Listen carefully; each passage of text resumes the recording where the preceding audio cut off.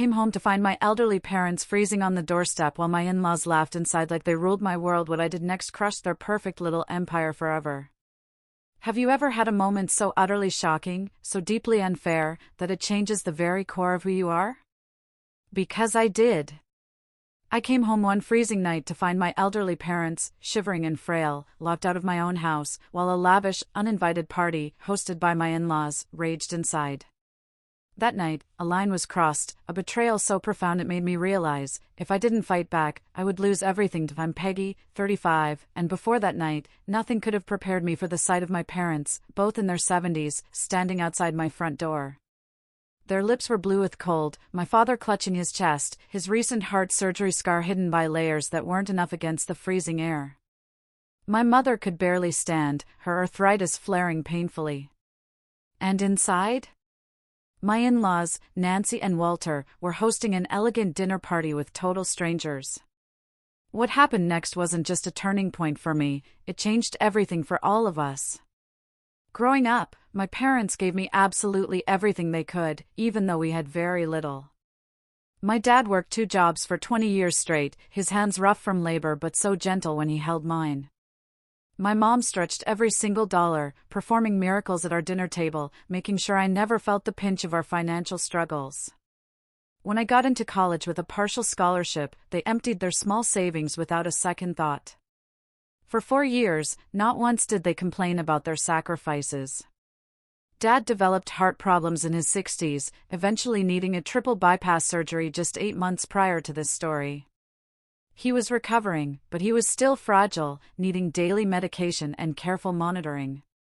My mother's severe rheumatoid arthritis had worsened over the past decade, making simple things like opening doors incredibly difficult. Despite their health, they were fiercely independent, living in our small ranch house, just 15 minutes from my new home. Our Sunday dinners were sacred, and I called them every day. They beamed with pride at my career, framing my first business card on their fridge. When I got my first promotion, my father actually cried with joy, telling me I'd exceeded all his dreams. I met Robert at an industry conference 7 years ago. He worked for a competing agency, but he completely charmed me. His confidence and ambition mirrored mine, and we instantly connected over creative marketing strategies. A whirlwind romance followed, and within a year, we were married. Looking back, our wedding itself held warning signs I chose to ignore. Our early marriage was idyllic. We supported each other's careers, celebrated every win, and bought a starter condo we spent weekends furnishing.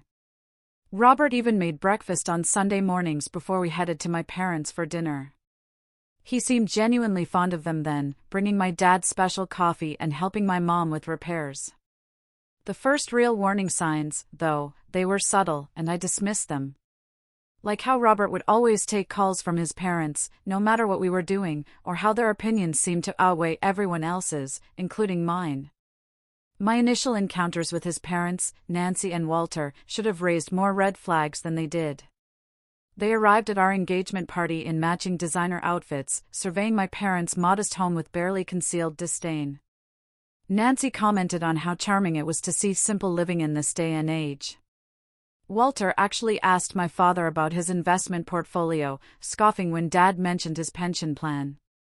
During wedding planning, they insisted on controlling aspects that traditionally belonged to the bride's family, questioning every decision. "You clearly haven't been to many proper weddings, dear," Nancy told me when I picked wildflowers for my bouquet. "Let me handle this so you don't embarrass Robert." Robert just minimized their behavior. "Mother's particular," he'd say, "or they just want the best for us. They come from a different world." And I believed him. I wanted to believe they'd warm up to me and my family. My career took off faster than Robert's, though I was always careful not to emphasize it. After 5 years, I landed a huge pharmaceutical client, transforming our agency's portfolio. My innovative campaign strategy earned me a major promotion and a substantial performance bonus. When I called Robert with the news, his congratulations sounded genuine. But when I got home with champagne, he was sullen. "Great work," he said, barely touching his glass. "I guess I need to step up my game to keep up with you." I suggested using my bonus as a down payment on a house, something we'd talked about. That seemed to perk him up, and he immediately called his parents. That weekend, Walter showed up with printouts of neighborhoods he deemed acceptable, all well above our budget. When I mentioned more affordable options, Nancy patted my hand condescendingly. "This is why generational wealth matters, dear. You think small because that's what you know." Despite their interference, we found a perfect Tudor-style home in a prestigious neighborhood. It was a stretch, but feasible with my bonus. I contributed 70% of the down payment, a fact Robert asked me not to mention to his parents. "They just assume I'm doing well enough to handle this," he explained. Why disappoint them? That house represented everything I'd worked for: 3 bedrooms for a future family, a home office, and most importantly, a first-floor guest suite. Perfect for my parents as they aged. Robert seemed less enthusiastic about that last part, but he agreed it was practical. During their first visit to the new house, my in-laws arrived with a decorator who walked through each room, taking notes without our permission. Nancy pointed out every flaw, from the kitchen, renovated 5 years ago, to our master bedroom, which was twice the size of our condo bedroom. "We'll fix all this," she assured Robert. "Not me, your father knows people who can transform this place." As our housewarming party approached, I spent weeks planning a warm, intimate gathering. I carefully selected food for my father's dietary restrictions and arranged seating for my mother's legs. The guest list included our closest friends, colleagues, and of course, both sets of parents. When I asked Robert for details about the few extra couples his parents wanted to invite, he was vague. I compromised, wanting harmony more than control, but a knot of unease began to twist in my stomach. The morning of the party dawned bright and crisp, with that perfect fall chill that makes being indoors feel cozy. I woke early, bubbling with excitement to showcase our new home. Robert, however, was distracted, checking his phone repeatedly. "My parents texted," he finally said as I loaded the dishwasher. "They're running early and might get here before the official start time." The party was for 6 p.m., allowing my parents to rest after their meds and get home at a reasonable hour. It was currently 10 a.m. "How early are we talking?" I asked, trying to keep my tone light. "Maybe around 3 p.m. They want to help set up." I bit back my initial response, reminding myself that help could be welcome. "That should be fine," I replied, mentally adjusting my timeline. "Just remind them that my parents will need the accessibility accommodations we discussed." Robert nodded absently, already typing a response to another message. At precisely 12:45 p.m., while I was arranging a vegetable platter, the doorbell rang. I opened the door to find Nancy and Walter, impeccably dressed in clothing far too formal for a casual housewarming. Behind them stood 6 couples, all equally overdressed, holding wrapped gifts and bottles of wine. "Surprise!" Nancy exclaimed, stepping past me without an invitation. "We thought we'd make a day of it." Everyone was so excited to see Robert's new home. I stood frozen as this parade of strangers filed into my house. I immediately forgot Nancy's rushed introductions as I searched for Robert. He emerged from our bedroom, looking suspiciously well-dressed himself, greeting his parents with an enthusiasm that suggested this early arrival was no surprise to him. "Darling," I whispered, finally pulling him aside, "what is happening?" "Just a slight change of plans," he replied, straightening his tie. "Mother thought it would be nice to have a proper luncheon before the evening gathering. These are important people in my parents' circle." Before I could respond, Nancy was beside us, critiquing the simple decorations I'd placed around the living room. "These are charming in their way," she said, removing a handmade centerpiece my mother and I had created. "But I brought some more suitable arrangements." She snapped her fingers, and Walter carried in elaborate floral displays that must have cost hundreds of dollars. Over the next hour, I watched in stunned silence as my carefully planned party transformed. Nancy rearranged furniture, relegated family photos to drawers, and replaced them with artistic arrangements I'd never seen. Walter's friends brought in cases of expensive wine, making dismissive comments about my selections. Robert mentioned you were still developing your palate, one man commented, placing my wine bottles out of sight.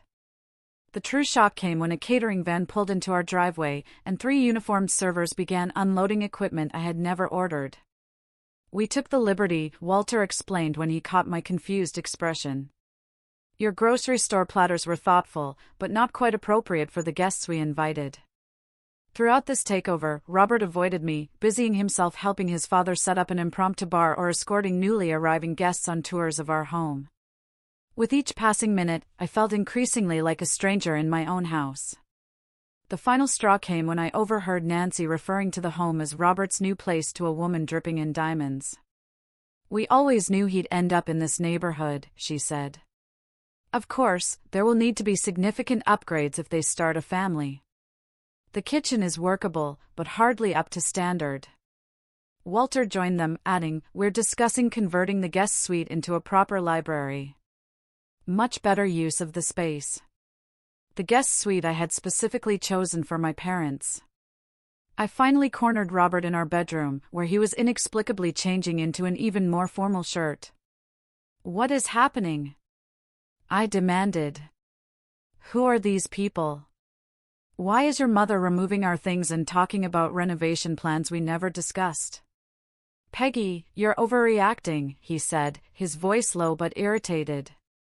These are influential people who can help both our careers. Mother is just excited and maybe overstepping a bit, but it's coming from a good place. Overstepping? Robert, there are caterers in our kitchen that I did not hire. Your mother is talking about removing the guest suite we planned for my parents. And speaking of my parents, I need to leave soon to pick them up.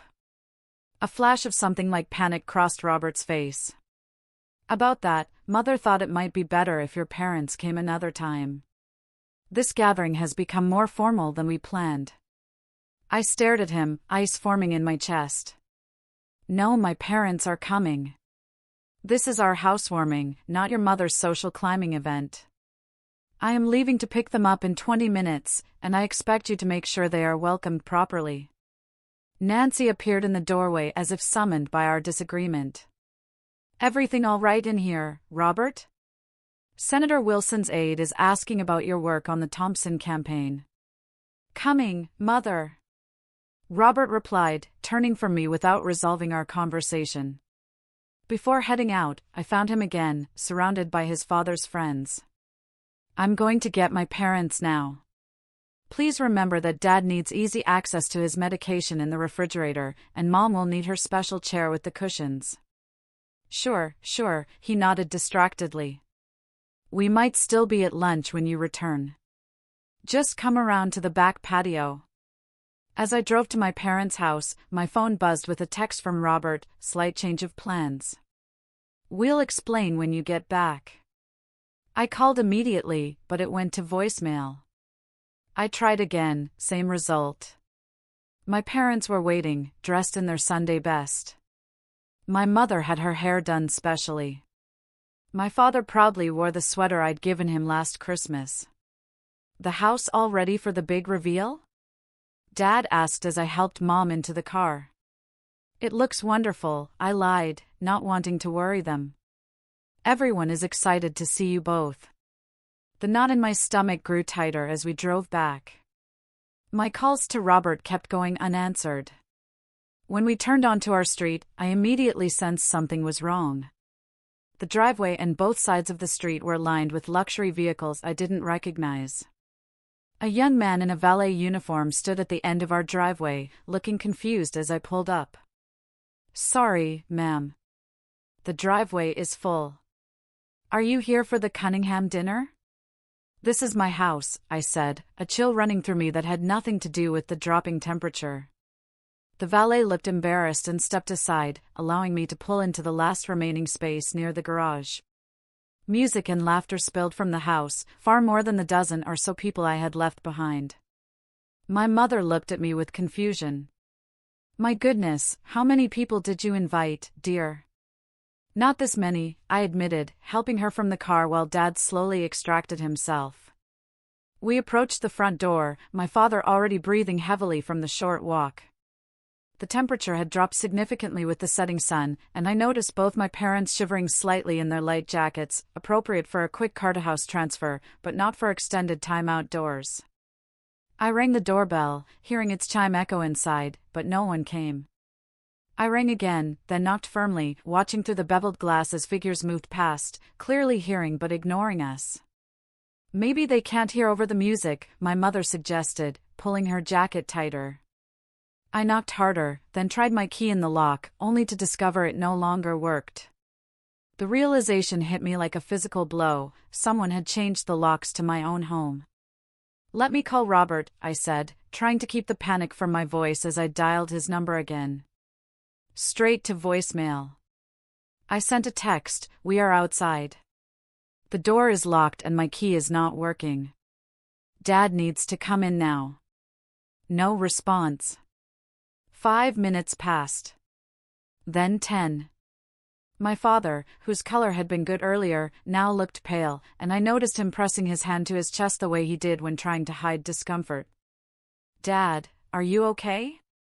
I asked, moving to his side.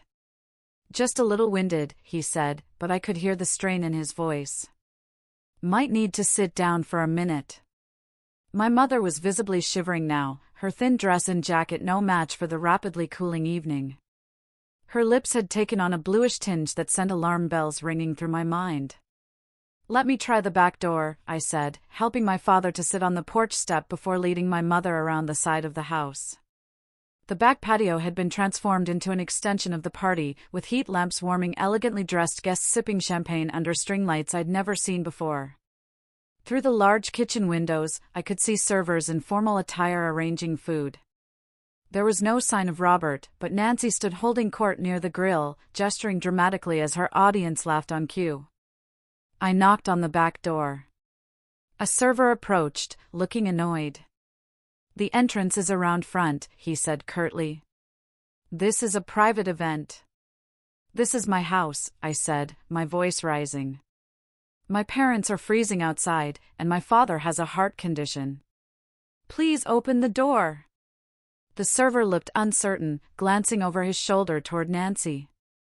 She noticed the commotion and approached, her face darkening when she saw me. "Peggy," she said through the glass, making no move to open the door. I thought Robert explained we had to make some adjustments to the guest list. "This is an important dinner for Walter's business associates." "Nancy, open the door right now," I demanded. "My parents are outside. It is freezing, and my father needs his medication from the refrigerator." "This is really not a good time," she replied, having the audacity to look put out. "Perhaps you could take your parents for dinner somewhere and come back later. We should be wrapped up by 11. I stared at her in disbelief, unable to process the level of cruelty I was witnessing.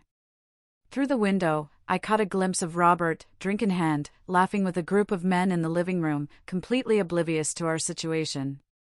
When I returned to the front, I found my father slumped against my mother, his breathing labored. The woman from the neighboring house approached cautiously, carrying a blanket. "Is everything all right?" she asked. "I noticed you've been out here for a while." "We're locked out," I explained gratefully, accepting the blanket and wrapping it around my mother's shoulders. "My father needs his heart medication that is inside." My father tried to wave off my concern, always one to avoid making a scene, but I could see he was in genuine distress. His medication was in the refrigerator, where I had placed it specifically so it would be accessible during the party. Desperation mounting, I circled the house, looking for any point of entry. At the far side, I spotted a small basement window slightly ajar. It would be a tight fit, but I had no choice. "I'll be right back," I promised my parents, pushing the window fully open. I squeezed through, scraping my arm painfully on the rough frame and tearing my shirt. I landed awkwardly on the basement floor, a sharp pain shooting through my ankle, but I ignored it, racing up the stairs. I emerged from the basement into a house I barely recognized.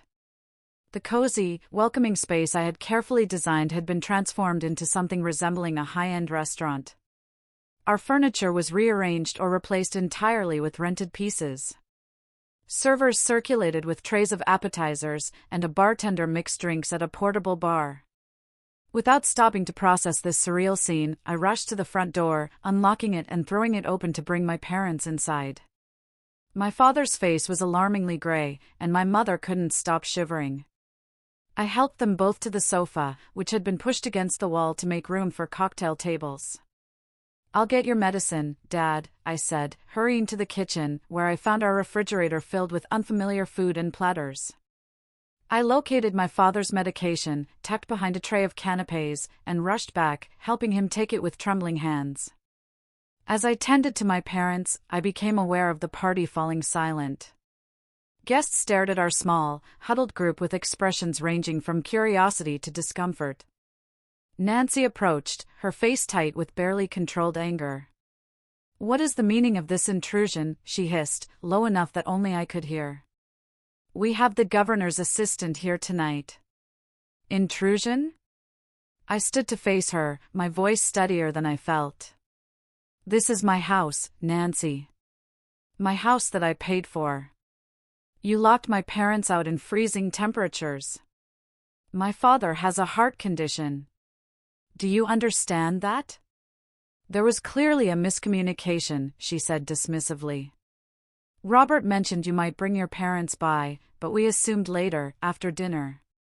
This is hardly appropriate timing." "Appropriate timing?"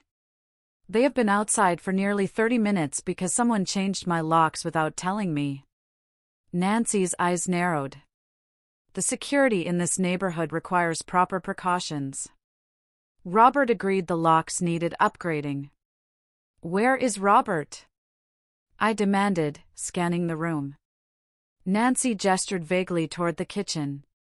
"Discussing business opportunities with Walter's associates. I would appreciate if you did not disturb them with this domestic matter." I found Robert in the kitchen, drink in hand, engaged in animated conversation with 3 older men. His face dropped when he saw me, a flash of guilt quickly replaced by irritation. "Peggy," he said, his voice overly bright. "I was just telling these gentlemen about our marketing approach to healthcare clients." "My father nearly collapsed outside," I said, without preamble. "Someone changed our locks." "Why did you not answer your phone?" Robert glanced nervously at the men beside him. "There must have been a miscommunication. I thought we discussed your parents coming another time since the party evolved into more of a business dinner." "No, Robert, we did not discuss that. And even if we had, you let my parents stand outside in the cold for half an hour." My father's lips were blue. "You're overreacting," he muttered, guiding me away from his companions. "It cannot be that cold yet. It's only October." As if to punctuate the absurdity of his statement, a commotion arose from the living room. We rushed in to find my father slumped against my mother, his face contorted in pain. "Dad!" I cried, pushing past startled guests to reach him. "Chest hurts," he gasped, clutching at his shirt. My mother looked up at me, tears streaming down her face. "He said he feels like his last heart attack." Without hesitation, I pulled out my phone and dialed emergency services, giving them our address and my father's condition. Around me, the party had ground to an uncomfortable halt, guests watching the drama unfold with wine glasses still in hand. Nancy appeared at Robert's side, whispering furiously. "Cannot this wait? You are embarrassing us in front of everyone." I whirled on her, phone still pressed to my ear. "My father might be having a heart attack because you left him in the cold. Do you understand that, Nancy? He could die." Walter materialized next to his wife, his face flushed with either alcohol or anger. "Now see here, young lady. There is no need for hysterics. Your father looks fine to me, just a little winded." The paramedics arrived within minutes, pushing through the crowd to reach my father. They quickly assessed his condition, determining he was showing signs of both hypothermia and cardiac distress. As they prepared to transport him, I heard Walter complaining to Robert about the scene we were causing. I rode in the ambulance with my parents, holding my mother's trembling hand as she watched the paramedics work on my father. The hospital emergency room received us immediately, whisking my father away for treatment while a kind nurse helped my mother, who was also showing signs of exposure. "How long were they outside in those temperatures?" the doctor asked me after examining my father. "At least 30 minutes, I replied, shame and rage battling within me. "Maybe longer." He shook his head. "With his cardiac history and age, that was dangerously long. We'll monitor him overnight. His body temperature is still below normal, and I'm concerned about the strain on his heart." My mother was treated for mild hypothermia, given warm blankets and hot drinks until her shivering subsided. She refused to leave my father's side, so the staff brought a recliner into his room where she could rest comfortably. Around midnight, as I sat watching my parents finally sleeping peacefully, my phone rang. It was Robert. "Are you coming home soon?" he asked, as if inquiring about a delayed commute rather than a family emergency. "My father is being kept overnight for observation," I replied, keeping my voice low. "I'm staying with them." "The party is winding down," he said. "Your dramatic exit was quite the topic of conversation." "Dramatic exit?" I repeated, unable to believe what I was hearing. "Robert, my father could have had another heart attack. Do you understand that? Mother says he was clearly just cold and tired. You know how your parents exaggerate their health issues for attention?" Something inside me snapped at that moment. A final thread of loyalty or love, or whatever had been holding our marriage together, just broke. "Robert," I said, my voice calm despite the storm raging inside. "Do not be there when I get home tomorrow."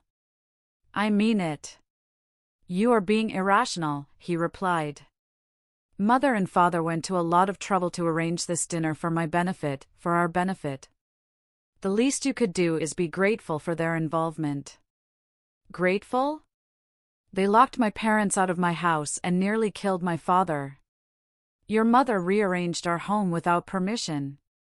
Your father brought in strangers who treated me like staff, and you stood by and allowed all of it." "It was a misunderstanding," he insisted. If your parents had called ahead to confirm the timing, I hung up, unable to stomach another word of his delusional justifications. Looking at my parents, vulnerable in their hospital beds, I made a decision that would change all our lives. This would never, ever happen again. When I returned to our house the following afternoon, having secured my father's stable condition and comfortable discharge planned for the next day, I found my in-laws still there. The party debris had been mostly cleared, but evidence of the evening remained, wine stains on our new carpet and cigarette burns on the coffee table. Robert sat at the kitchen island, looking haggard but defiant. Nancy and Walter occupied our living room sofa, both wearing expressions of injured dignity, as if they were the wronged parties. "Finally decided to come home, I see," Nancy greeted me, her tone suggesting I'd been off on a frivolous adventure rather than a hospital vigil. I ignored her, addressing Robert directly. "How is my father doing? Did you bother to call and check?" Robert had the grace to look slightly ashamed. "I figured you'd let me know if there was any change." Nancy stood, smoothing her immaculate slacks. "Well, now that this little drama has settled, we should discuss the dinner party. Despite your unfortunate exit, it was quite successful. Senator Wilson's aide mentioned possibly connecting Robert with their media team." I stared at her, wondering if I had entered some parallel universe where human decency didn't exist. "My father is in the hospital because of you, and you want to talk about networking opportunities?" "Now, Peggy," Walter interjected. "Let us maintain perspective. Your father has health problems. That is hardly our fault. If anything, you should have considered his condition before bringing him to an evening event. An evening event at my own house that I specifically planned with his needs in mind, before you hijacked it completely." "We didn't hijack anything," Nancy said with an imperious wave of her hand. "We simply elevated a simple gathering into something beneficial." Robert agreed with our adjustments. I turned to my husband. "Is that true?" Did you agree to change the locks without telling me? Robert shifted uncomfortably. Mother thought our security needed upgrading. I was going to give you the new keys, but with all the preparations, it slipped my mind. And the caterers, the valet, the 40 strangers in our living room? I may have mentioned to Mother that we were having a small housewarming, he admitted. She offered to help make it special. Special? I repeated, incredulous. Robert, they took over our home, removed our personal items, and treated my parents like unwelcome intruders. How is any of that special? Nancy made a dismissive sound. Your sentimentality is charming, but impractical, dear. This house has potential to be a proper entertaining space. Those little crafts and family photos are lovely for private areas, but not for public rooms. Public rooms? This is a private home, Nancy. Our home. Of course it is, dear, she replied condescendingly. But Robert has always understood the importance of maintaining certain standards. His father and I have a wide social circle that can be tremendously advantageous to both of you. Did you know they were planning this? I asked Robert directly. He wouldn't meet my eyes. Mother mentioned possibly hosting their annual dinner here since we have more space now. I didn't realize it would be last night. When did you know? When did you realize what they were planning? Robert hesitated. When they arrived early with the first guests, but by then everything was already in motion, and you didn't think to call me? To warn me that our housewarming had turned into your parents' networking event? I knew you'd be upset, he said, as if that explained everything. The magnitude of his betrayal washed over me in waves. Not just the party, but the fundamental misalignment of our values and priorities. Who is this man who could leave his in-laws shivering in the cold while he schmoozed with strangers, valuing his parents' social climbing over basic human decency? I'm going to pack a bag, I said quietly. I cannot stay here tonight. Don't be dramatic, Peggy, Nancy interjected. Every marriage has adjustments. Robert is simply balancing family obligations. Family obligations? I turned to her, no longer bothering to hide my contempt. Is that what you call endangering my father's life, humiliating my mother, taking over our home without permission? We did you a favor, Walter said, his voice hard. This house was clearly beyond your experience level. Robert mentioned how you insisted on handling the decorating yourself despite our offers to bring in professionals. As I headed upstairs to pack, I heard Nancy stage whisper to Robert, perhaps this house was too ambitious for someone of her background. There's no shame in admitting one is out of their depth. I packed quickly, taking only essentials, aware of Robert watching from the doorway, but making no move to stop me. As I zipped my suitcase, he finally spoke. Where will you go? To check on my parents, then to Vanessa's, I replied, naming my closest friend. Don't call me unless it's an actual emergency. Nancy appeared behind Robert, her expression one of practiced concern. Running away never solved anything, dear. In my experience, young wives often get overwhelmed by the responsibilities of maintaining a proper home. I walked past them both without responding, my mind already shifting from emotional hurt to strategic planning. This was no longer about a ruined party or even a betrayal of trust. My parents had been put in actual physical danger, and the casual cruelty with which my in-laws dismissed this fact revealed a toxicity I could no longer ignore. At Vanessa's apartment that evening, I broke down completely, releasing tears I'd held back for my parents' sake. Between sobs, I explained the surreal sequence of events, watching her expressions shift from confusion to horror. They changed your locks, she repeated, incredulous. Without telling you, and left your parents outside? They act like I'm overreacting, I said, accepting the tissue she offered, like it was a simple miscommunication rather than deliberate exclusion. Vanessa, an attorney specializing in family law, shifted into professional mode. This is not just wrong, Peggy, it is potentially illegal. You paid for 70% of that house. They cannot lock you out or make modifications without your consent. The next day brought another layer of betrayal. Checking our joint accounts online, I discovered Robert had withdrawn a significant sum, nearly $40,000, 3 days before the party, without discussion or notification. A call to our bank confirmed the withdrawal had been made in person by Robert, citing home improvements as the purpose. The same day, I found an email in our shared cloud account for catering services costing $22,000, charged to our joint credit card and addressed to Walter, not Robert or me. My colleague Olivia, a close friend, connected me with her brother's financial advisory firm. "You need to protect yourself," she insisted. "If they'll do this, who knows what else they might try." The financial advisor confirmed my fears. Robert's withdrawal had cleared out most of our liquid savings. The good news, he noted, was that my name was primary on the mortgage since I provided the majority of the down payment. That gives you certain rights regardless of what happens next. Over the next few days, as my father recovered, and I divided my time between the hospital and Vanessa's guest room, I discovered more evidence of my in-laws' plans.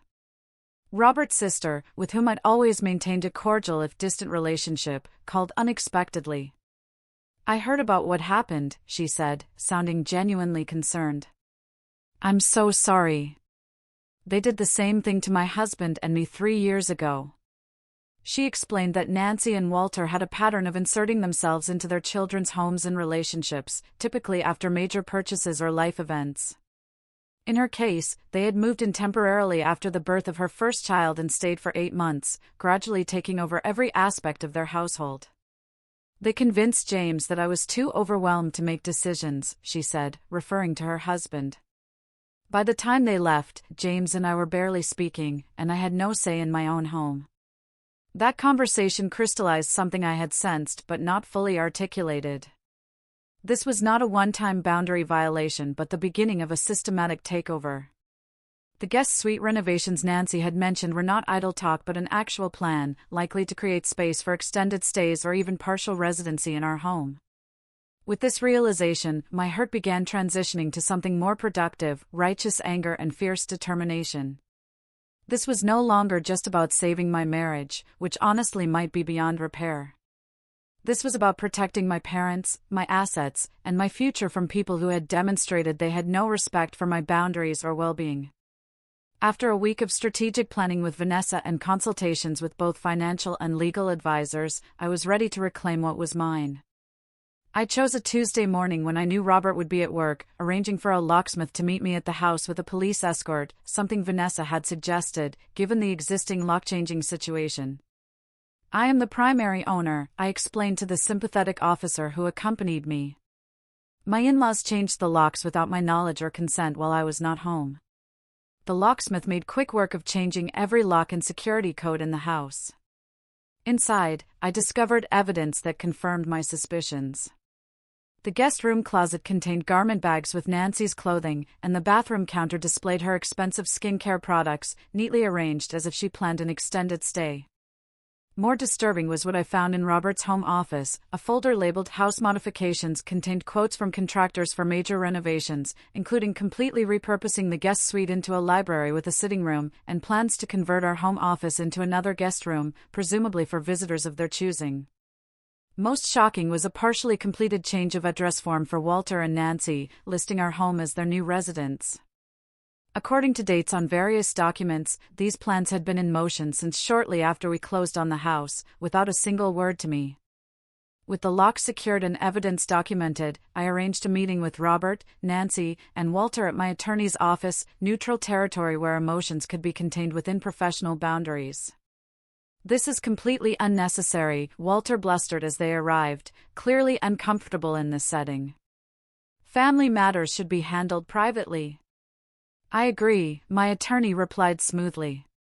Unfortunately, when locks are changed without consent and significant sums are withdrawn without discussion, we move beyond family disagreement into potential legal territory. I had prepared a clear, factual presentation of what had occurred, from the takeover of our housewarming to the hospital bills for my father's care. As I spoke, Robert's expression shifted from defensive to uncertain, while his parents remained stone-faced. "The $40,000 Robert withdrew has been partially accounted for through payments to caterers and events staff," I concluded. The remaining funds must be returned to our joint account within 48 hours, or we will proceed with formal legal action. This is absurd.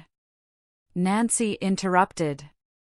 Robert was simply securing funds for necessary improvements to the property, improvements that would increase its value substantially.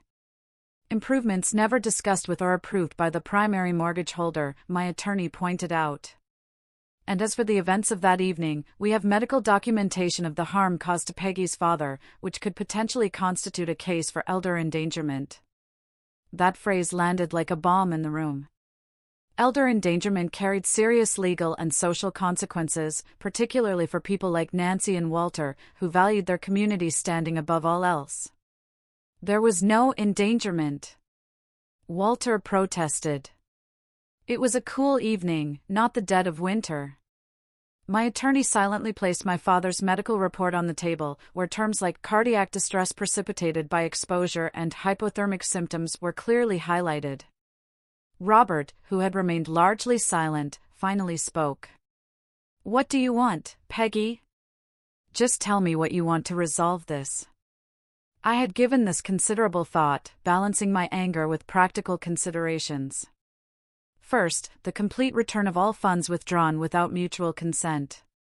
Second, a written agreement that no modifications will be made to our property without documented approval from both of us.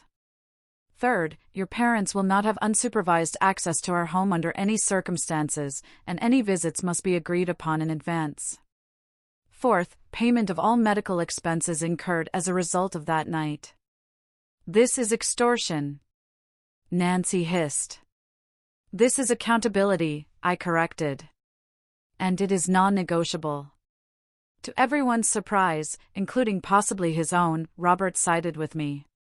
We will return the money, he said quietly. And cover the medical bills, of course. The shift in Robert's position clearly shocked his parents. Walter's face flushed dark red while Nancy went completely pale. "Robert, you cannot possibly be considering these ridiculous demands," she said, her voice rising. "After everything we have done for you, the connections we have provided." "You left her parents in the cold, Mother," Robert replied, sounding tired. "Her father could have died. How would that have looked for your precious connections?" That meeting marked a turning point, not just in my strategy, but in Robert himself. In the days that followed, as funds were returned and agreements formalized, he began individual counseling at my insistence. The therapist, specializing in family dynamics, helped him recognize patterns of manipulation that had defined his relationship with his parents since childhood. They controlled everything, he told me during one of our carefully neutral coffee meetings to discuss logistics. My schools, my friends, my career path. Anything that deviated from their vision was met with withdrawal of love and approval. I never realized how deep it went until Dr. Harrison started asking about my earliest memories of making choices. While this insight helped explain his behavior, it did not excuse it. Trust, once shattered, cannot be instantly restored through explanation. I maintained my separate living arrangement at Vanessa's while considering my options. The most satisfying aspect of the resolution came in the form of social and community consequences for Nancy and Walter. Word of the incident spread through their carefully cultivated social circle, with my attorney's precise choice of words, elder endangerment, carrying particular weight. Invitations to key social events suddenly stopped arriving. Board positions were quietly not renewed. The currency they valued most, social standing, experienced significant inflation. Robert's sister reached out again, this time with other siblings on the call, all sharing similar stories of boundary violations and manipulation. For perhaps the first time, they spoke openly about patterns they had individually experienced but never collectively acknowledged. This family therapy of sorts seemed to strengthen Robert's resolve to establish healthier relationships with his parents. As for our marriage, it hung in a delicate balance. The core breach of trust, when Robert chose his parents' wishes over my well-being, and worse, over my parents' safety, had created a chasm not easily bridged. Yet his willingness to acknowledge the wrongdoing and take concrete steps toward change left the door open, if just barely, to potential reconciliation. I understand if you want to divorce me, he said during a particularly honest conversation. What happened is unforgivable, but I want you to know I am committed to changing whether we stay together or not. I never want to be that person again. I had separation papers prepared but not filed, a contingency plan rather than an immediate intention.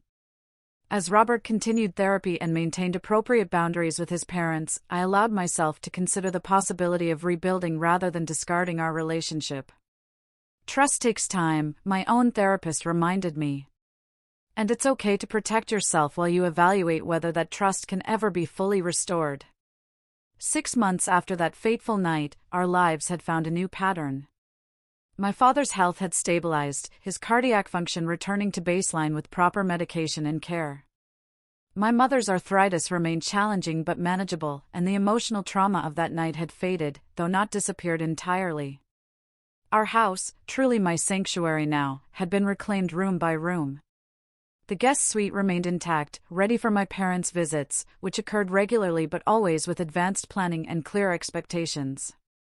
The formal decorations Nancy had installed were donated or returned, replaced by items that reflected my taste and our actual lifestyle.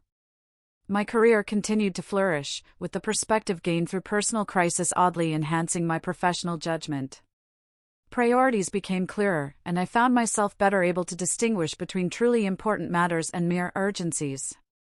My team noticed and responded positively to this evolved leadership style. The relationship with my parents deepened through our shared trauma and recovery. Sunday dinners resumed, now alternating between their home and mine, creating new memories to overlay the painful ones. My father, never one for deep emotional discussions, found ways to express his feelings through small gestures like bringing me coffee prepared exactly how I liked it, or sending me articles he thought might interest me. "We never doubted you would make things right," my mother told me during one quiet moment. Even that night, as scared as we were, we knew our daughter would fix it. Their faith in me became a source of strength I drew upon during the more difficult days of rebuilding my life. Their wisdom about forgiveness without forgetting, about setting boundaries while keeping your heart open, guided me as I navigated the complex aftermath. As for Robert, our relationship underwent its own transformation. After 3 months of separation, during which he maintained his commitment to therapy and establishing appropriate boundaries with his parents, we began the tentative process of reconciliation. This was not the automatic resumption of our previous marriage, but the careful construction of something new and, hopefully, stronger.